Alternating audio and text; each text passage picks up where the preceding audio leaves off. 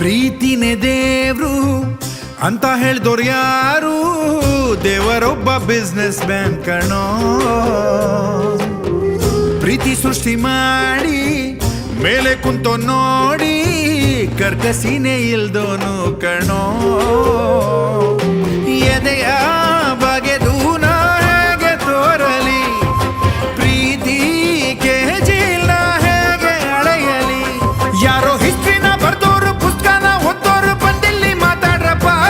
ಪ್ರೀತಿ ಹಂಗಂತ ಹಿಂಗಂತ ಪಿಕ್ಚರ್ ತೆಗೆದೋರು ಪ್ರೀತಿಲಿ ಬಿದ್ ನೋಡ್ರಪ್ಪ. ಬಾರಲ್ ಕುಂತ್ಕೊಂಡ್ ಕುಡ್ದಂಗಲ್ರಪ್ಪ.